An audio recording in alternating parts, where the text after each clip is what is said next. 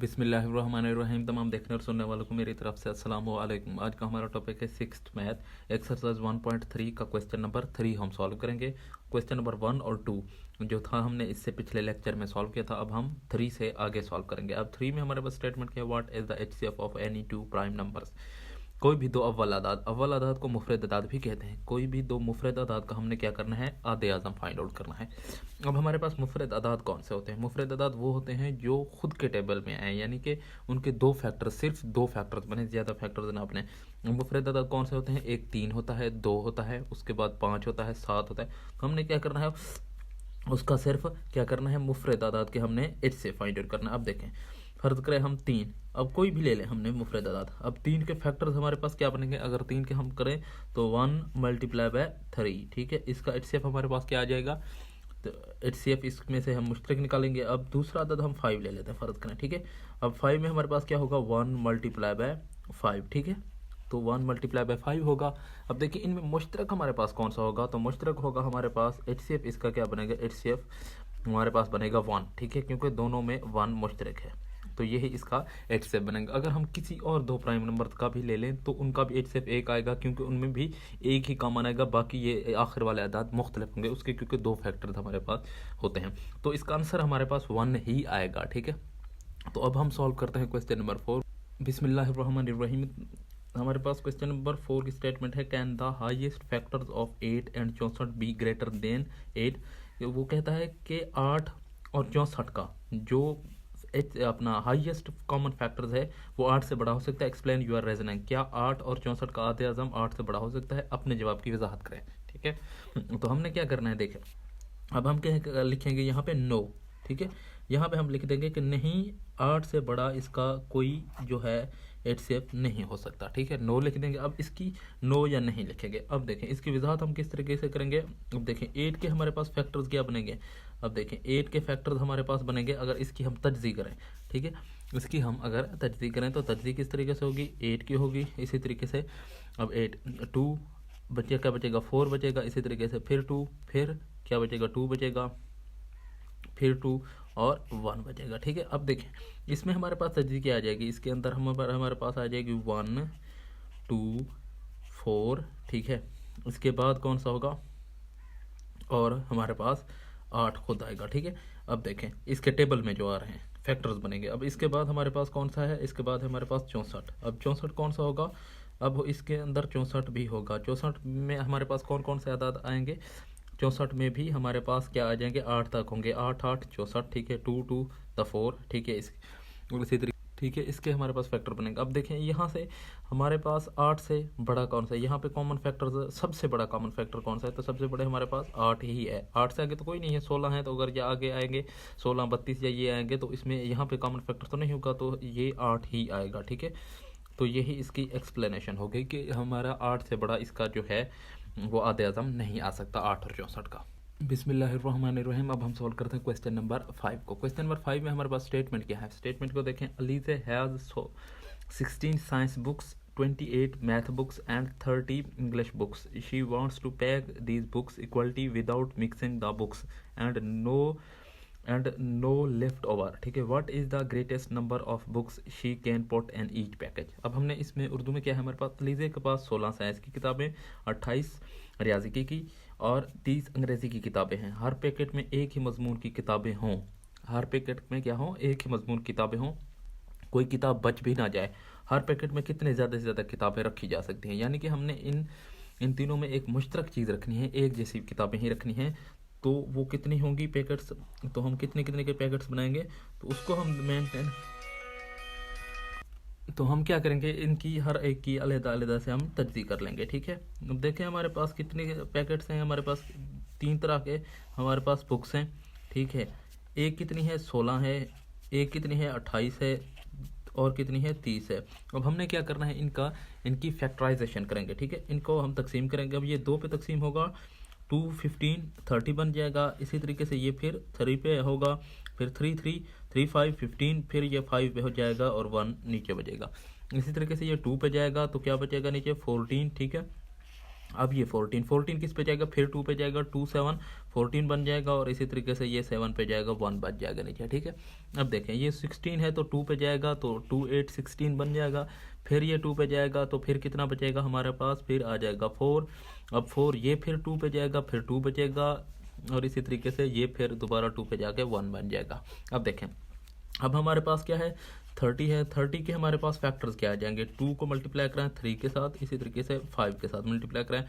अब 28 के हमारे पास फैक्टर क्या है, 2 मल्टीप्लाई बाय 2 मल्टीप्लाई बाय 7 आ गए। और इसी तरीके से हमारे पास 16 के फैक्टर्स हमारे पास क्या आ गए, 16 के फैक्टर्स आ गए हमारे पास 2 मल्टीप्लाई बाय 2 मल्टीप्लाई बाय 2 और मल्टीप्लाई बाय 2, ठीक है। अब देखें अब इनमें कॉमन हमारे पास क्या है, तो कॉमन हमारे पास 2 है, ये वाला 2, तो इसका मतलब है कि इनमें कॉमन जो है HCF है, ठीक है। अब देखें HCF इसका आ गया हमारे पास 2, ये तो 2 आ गया, ठीक है।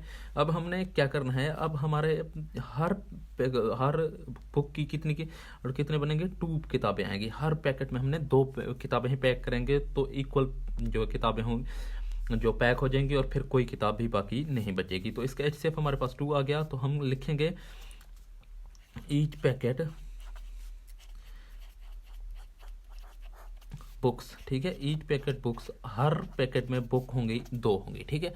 हर पैकेट में 2 बुक्स होंगी, तो हमारे पास कोई किताब बाकी नहीं बचेगी और तमाम किताबें जो होंगी हमारे पास पैक हो जाएंगी। तो अब हम सॉल्व करते हैं क्वेश्चन नंबर 6 को।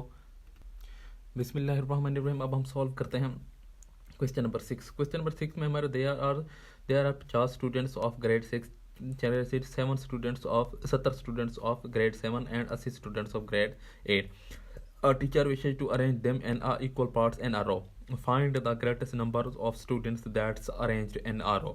दर्जे शशम के 50 तलबा, दर्जे हफ्तम के 70 तलबा और दर्जे हश्तम के 80 तलबा। एक उस्ताद इन्हें इस तरह खड़ा करना चाहता है कि हर कतार में तलबा की तादाद जो है बराबर, हर कतार में ज़्यादा से ज़्यादा कितने तलबा हो सकते हैं। अब देखें अब हमने क्या करना है, हमने इनकी रोज़ बनानी है, ठीक है। अब रोज़ बना के क्या करना है, इनको जो है हर रो में इक्वल अपना जो स्टूडेंट्स होने चाहिए। रो ज़्यादा बन सकती हैं लेकिन हर रो में तादाद जो है स्टूडेंट्स की बराबर होनी चाहिए। तो उसके लिए हम क्या करेंगे, इसके लिए हम इनको लॉन्ग डिवीजन मेथड के ज़रिए हम इनकी तजिया करेंगे, ठीक है। अब ये 70 आ गया और ये 80 आ गया, इनमें हम देखेंगे।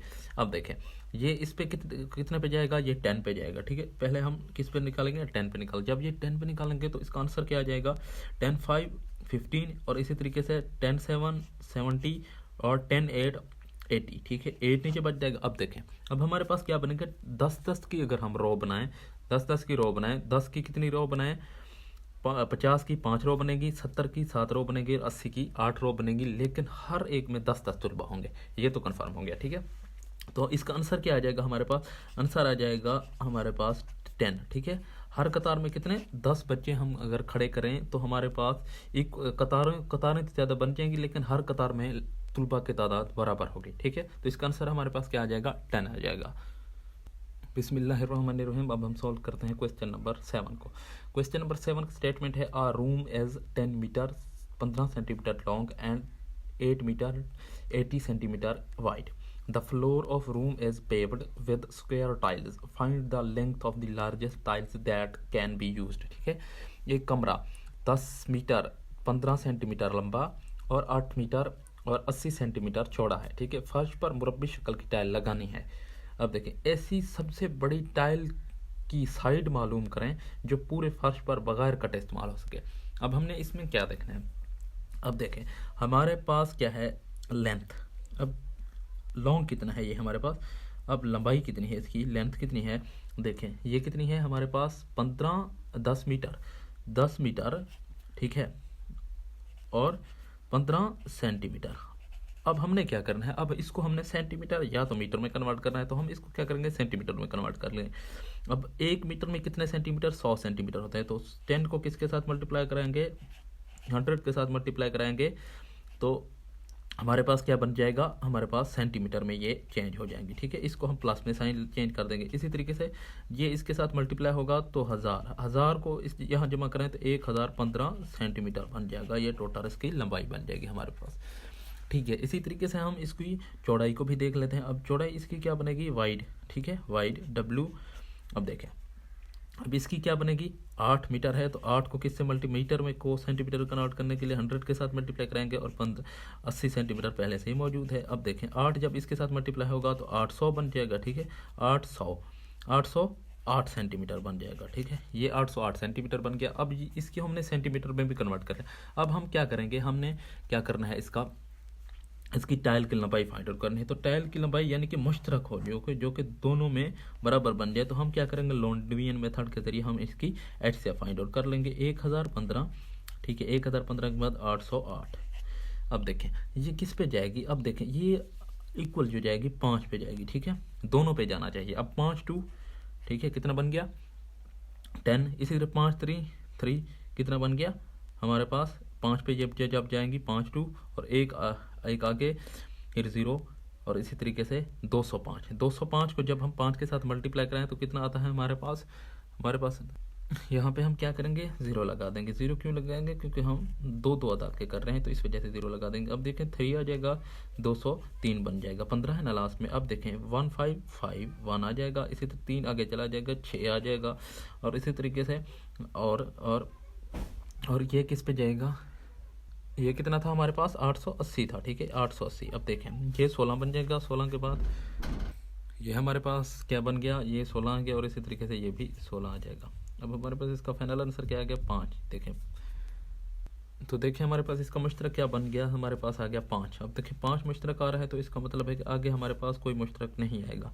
देखें अब इसमें हम कितनी सेंटीमीटर, 5 सेंटीमीटर की एक टाइल लगाएंगे तो ये बगैर कटे इस्तेमाल होगी और ये इक्वल पार्ट्स में हमारे पास आ जाएगी, ठीक है। तो टाइल की हमारे पास आंसर क्या आ गया, टाइल की लंबाई या टाइल की हम चौड़ाई क्या रखेंगे, 5 सेंटीमीटर की टाइल हम इस्तेमाल करेंगे तो हमारे कमरे में बगैर कटे ये टाइल इस्तेमाल हो जाएगी।